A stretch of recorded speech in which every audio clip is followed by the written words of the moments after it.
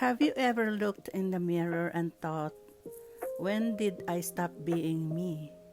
Maybe you didn't notice it happening. It wasn't one big moment.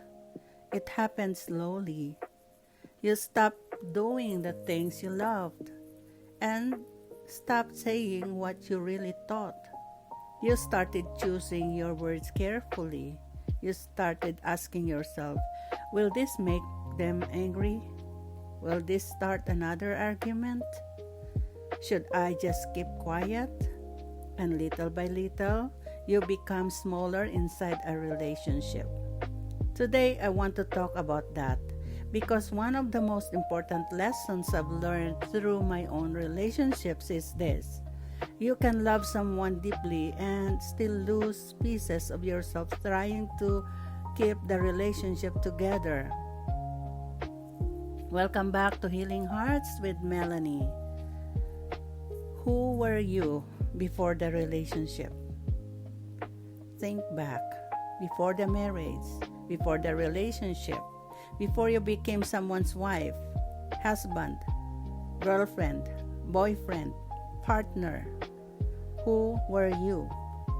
What made you laugh? What were your dreams? What did you enjoy? What did you believe? What made you feel confident? Who were the people you loved spending time with? What did you want your life to become? And then ask yourself, who am I today? Are those two people still connected? Or did one slowly disappear? Before my marriage, I was a very independent woman. I worked. I had built a successful life for myself. I knew how to take care of myself. I had my own routines. I had support when I needed help around the house. I knew who I was. But marriage brought a completely different set of expectations. And over time, I found myself trying to fit into what I thought I was supposed to be. I was trying to make the relationship work, trying to meet expectations, trying to avoid conflict, trying to keep peace. And sometimes when we're constantly trying to keep the peace, we don't realize that we're losing our own peace. Have you ever felt like you had to measure every word? You know what I mean. You think about saying something, then you stop. You think, maybe I shouldn't say that. Maybe they'll get upset. Maybe this isn't worth an argument. So you stay quiet. And the first time, it doesn't seem like a big deal. Then you do it again and again. And eventually, silence becomes your way of surviving the relationship. But here's the problem. Silence can protect you from an argument today while slowly disconnecting you from yourself tomorrow. When criticism changes how you see yourselves. When someone constantly points out what's wrong with you, eventually you may begin to hear their voice even when they're not speaking. You start criticizing yourself. You question your decisions. You wonder, am I really the problem? Maybe I'm too sensitive. Maybe I'm asking too much. Maybe I should just try harder. And sometimes, you're so busy trying to become acceptable to someone else that you forget to ask, am I happy with who I'm becoming? That's a very important question. Love should not require you to disappear. Being in a relationship means compromise. Absolutely. You learn. You adjust. You consider another person's needs. But compromise doesn't mean abandoning yourself. There is a difference between I'm willing to grow with you and I'll become whoever you need me to be so you won't leave. Those are not the same thing. Healthy love gives you room to grow. It doesn't require you to disappear. And this is something I had to learn. There were times in my marriage when I wanted so badly for things to work that I kept trying to fix things. Even when I was hurt, even when I was exhausted, even when part of me knew something wasn't right, I kept hoping. Maybe if I try harder, maybe if I explain it differently, maybe if I'm more patient, maybe if I give more, maybe if I love more. But eventually, you'll learn something painful. You cannot do the work of two people. You can communicate, you can forgive, you can compromise, you can love, you can try, but you cannot make another person choose to change.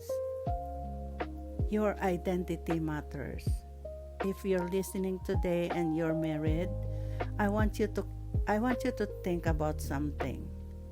What parts of yourself have you stopped nurturing?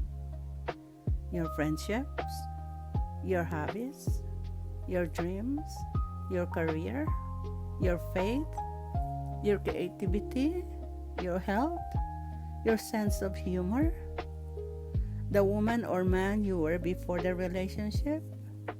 Maybe it's time to meet that person again, not because your relationship has to end, but because you still deserve to exist inside your relationship. A healthy relationship makes room for two people. A relationship shouldn't be one person wins and one person loses. It should be two people learning how to build something together. There should be room for your voice and their voice, your dream and their dreams, your boundaries and their boundaries, your individuality and your connection. Because being a couple doesn't mean becoming one person. It means being two whole people choosing to walk together. Let's close our first week with a little reflection. Take a quiet moment and ask yourself, who was I before this relationship? What parts of that person do I still have? What parts of myself have I stopped expressing because I was afraid of conflict, rejection, or disappointing someone? Am I becoming more myself in this relationship or less myself? And here's the question I really want you to sit with. If I stop trying to be who everyone else wanted me to be, who would I become? Don't answer quickly. Let that question sit with you. This week, we've talked about a lot. We've talked about what we believe marriage would be. We've talked about two different worlds coming together. We've talked about communication. We've talked about expectations. We've talked about feeling cared for. And today we've talked about ourselves.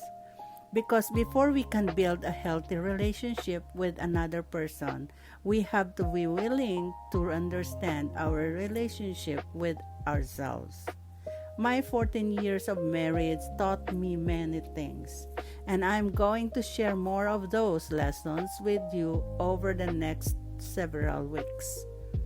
But I don't want this to be a podcast where you simply listen to my story. I want you to see yourself somewhere in it. Maybe you'll recognize something you experienced. Maybe you'll recognize something you're experiencing right now. Maybe you'll realize there's a conversation you need to have. Maybe you'll realize you need a boundary. Maybe you'll realize you need forgiveness. Maybe you'll simply realize I'm not alone. That's what I want this space to be. A place where we can tell the truth without shame. A place where we can reflect without judgment. And a place where healing can begin Next week, we're going deeper.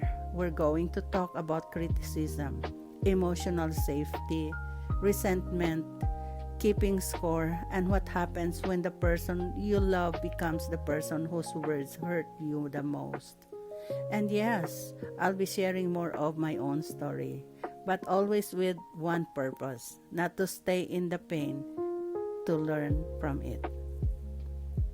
This is Healing Hearts with Melanie, and if something in today's episode touched your heart, share it with someone who might need to hear it.